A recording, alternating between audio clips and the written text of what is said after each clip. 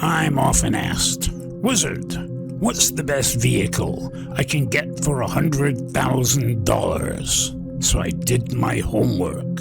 In America, you can get the Tesla Model X Plaid for $101,000. It can go 335 miles on a full charge and has a top speed of 163 miles per hour. In China, you can get the Yukon YKJ-1000 for $99,000. It can go 1,200 miles on a full charge and has a top speed of 5,200 miles per hour. The Model X definitely looks better, but the YKJ-1000 is definitely more bang for your buck.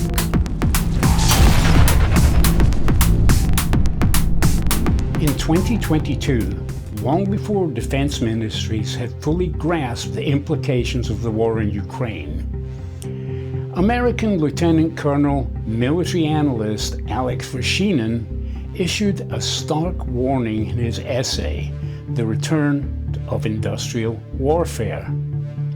Writing for the Royal United Services Institute, Vershinin argued that modern military conflict had reverted to a brutally old truth.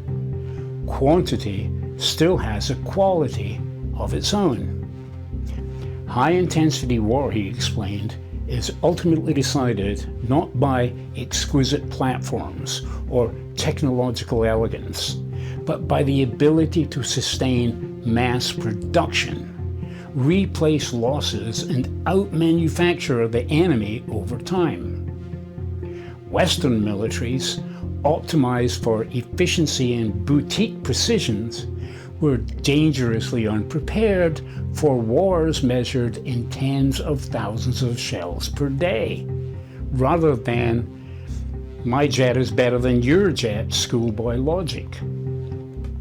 Vershinin accurately diagnosed the return of industrial logic to warfare, the primacy of factories over military research, throughput over perfection, and stockpiles over IP. The battlefield in Ukraine validated his thesis with relentless clarity. Attrition favored the side that could build faster, cheaper, and at scale, even if the products themselves were crude. The arsenal of democracy, he warned, could no longer be virtual, something to threaten adversaries with. It had to be real, physical, repetitive, and enormous. 4 years later, that logic is evolving again. Industrial warfare is morphing into something even more disruptive.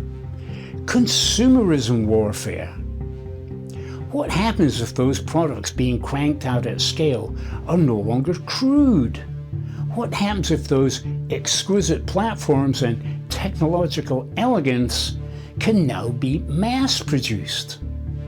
What happens is my jet really is better than your jet, and I can make them by the million. The same forces that reshaped global retail, mass commoditization, good enough quality, smartphone-grade electronics, and the ruthless cost optimization are now reshaping the economies of warfare. In this new era, weapons are no longer rare artifacts of national prestige, but disposable products assembled with commercial components, shipped in containers, and priced like consumer goods. Vershinin's warning not only proved correct, but insufficiently pessimistic. The decisive advantage is no longer just the biggest factory, it's the cheapest one. When missiles cost less than cars, advanced radars run on consumer chips, and industrial casting replaces aerospace craftsmanship, war stops looking like a contest between states and starts resembling a platform economy of violence. We are now in the age of TEMU Geopolitics.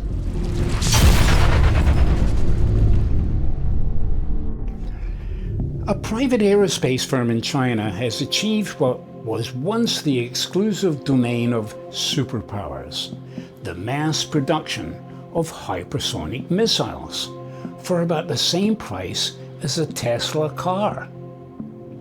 The YKJ-1000 is not just another cheap missile, it's an unstoppable Mach 7 glide vehicle against which we have no protection. Zero.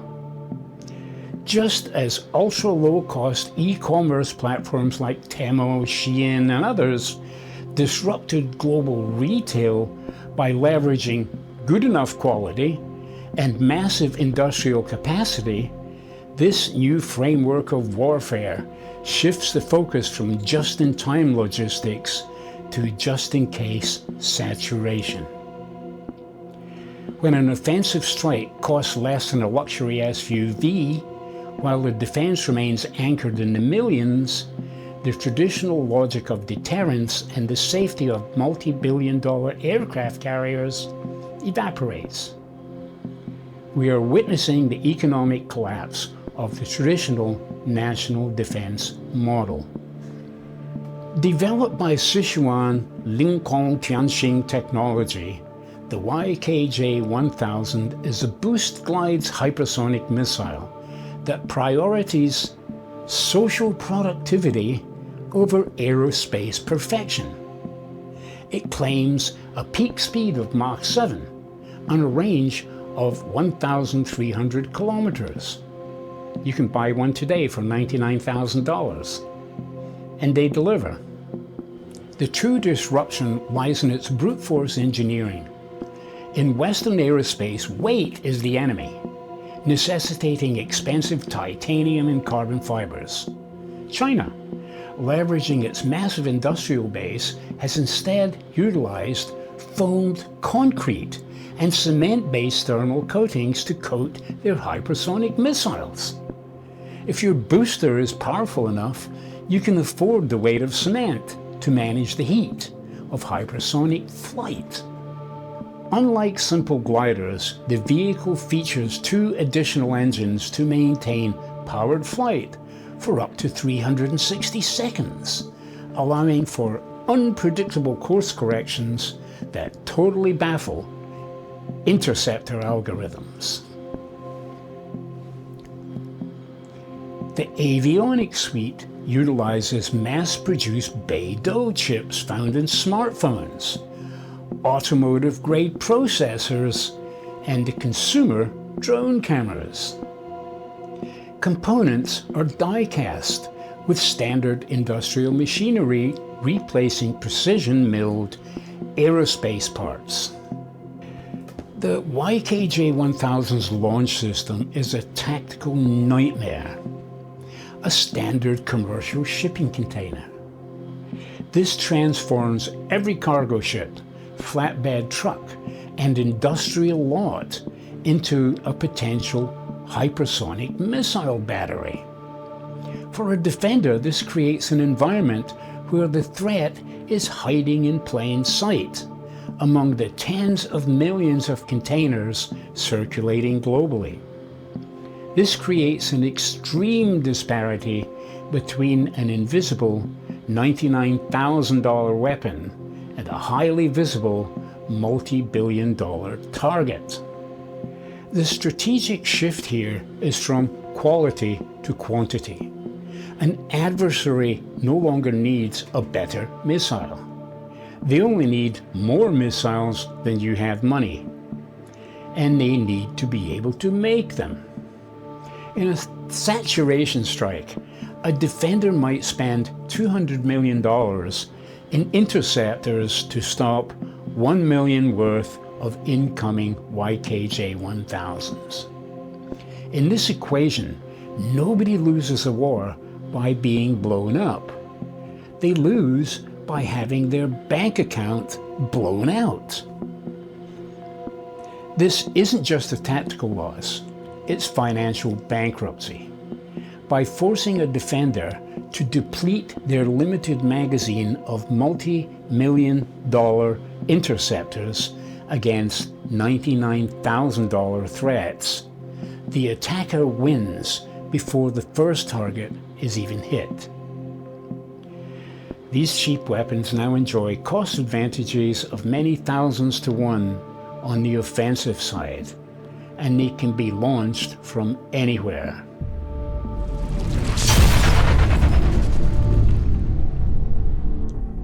This TEMUification of war goes much further, extending to the sensors and the defensive side. The multi-billion-dollar investment in stealth technology is being totally eliminated by AI-powered monitoring systems like Xingxi, developed by Jinggan Technology. Rather than relying on traditional radar that bounces signals off a hull, Xingxi correlates open source intelligence, radio missions, satellite imagery, and aviation tracking data to reconstruct operational activity.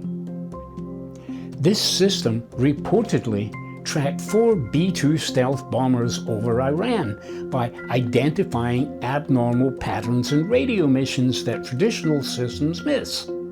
Most significantly, the AI provided a 6-week lead time, detecting the US military buildup in mid-January, long before the conflict commenced on February 22nd.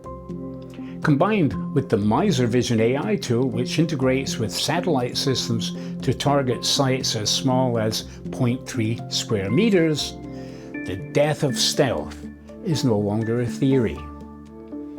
It's a budget redefining reality.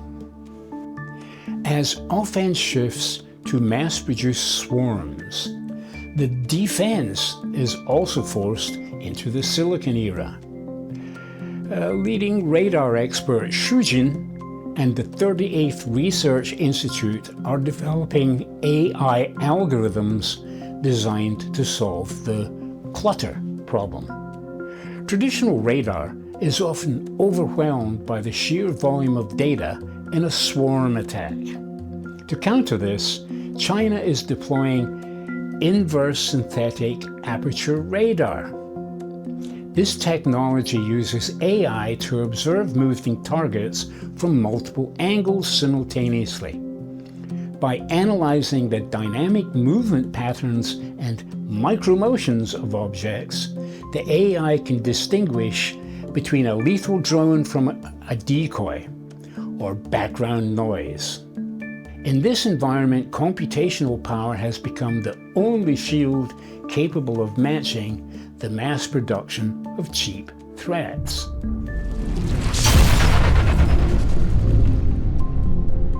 We've moved from an era defined by the best lab to one defined by the biggest factory. The YKJ-1000 and AI-driven surveillance represent a pivot towards affordability as a primary military specification. Military dominance is no longer about who can build the most sophisticated machine, but who can make the most military bling. In the age of TEMU Geopolitics, the perfect weapon is the one you can afford to lose by the thousand. The West must now reckon with a reality where its most advanced assets are being economically outmaneuvered by cement, smartphone chips, and clever algorithms. When an interceptor costs 150 times more than the threat it stops, who is actually the winner? The consequences of this are astonishing, and hopefully will, if anything, reduce the probability of kinetic warfare. When the city of Manchester can afford to build a nuclear defense for less than Manchester City pay for a goalkeeper, you can see priorities are changing.